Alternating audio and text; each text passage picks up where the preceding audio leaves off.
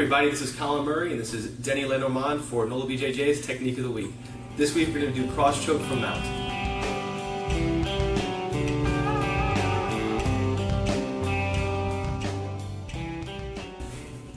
Here I am mounting Denny. So one of the most difficult things with the cross choke is being able to maintain your balance the entire time. That's why most people have trouble getting it. Is as they start to put in their grips, they start to get bucked or thrown. So the whole entire time we always want to make sure we have a 3-point base. Now since we're going to be putting our hands in, our base is going to be our knees and our head. So almost at all times, once we get in our first grip, our head's going to be on the mat. So when I put in my first grip, I'm going to start low on Denny's lapel. If I start high, when Denny has his defenses in right here, it's going to be very difficult for me to get a hold of any part of his lapel. But when I start low, I can slide right underneath all of his defenses and get this grip in nice and deep. So once my first grip is in, to maintain my balance, I'm going to put my head all the way to the mat over here. This does two things. One, it continues my base so he can't buck me over. And two, it also lets me shoot this hand deeper underneath Denny's head, making this grip much tighter and much deeper to help my choke along. Once my head's on the mat over here, I have this grip in nice and deep. I'm going to keep my hand and my head on the mat, and I'm going to slide all the way over Denny's head just like that. So that way I maintain my base the entire time, making it very difficult for Denny to buck me.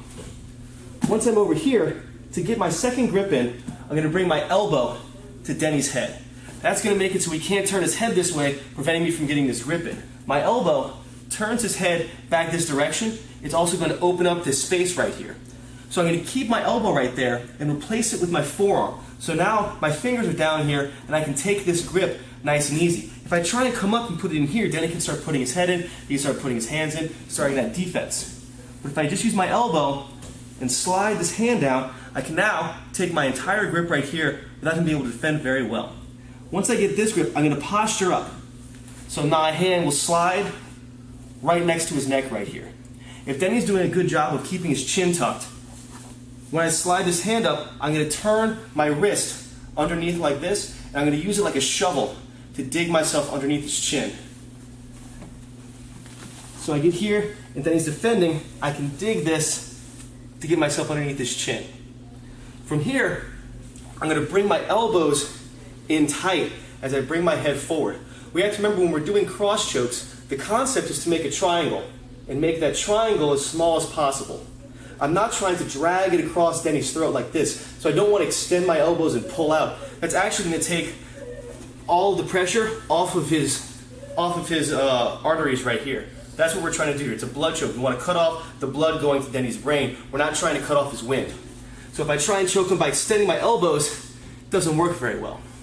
But if I bring my elbows in tight, making this triangle very, very small, it's going to put a whole lot of pressure on his neck and give me my tap. So the whole technique one more time. Slide this hand in, head to the mat, shoot this hand in deep.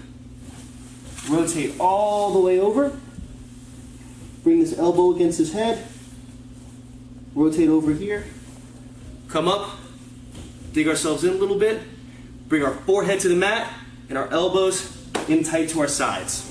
I'm Colin Murray, this is Denny Lenormand. We'll see you next week.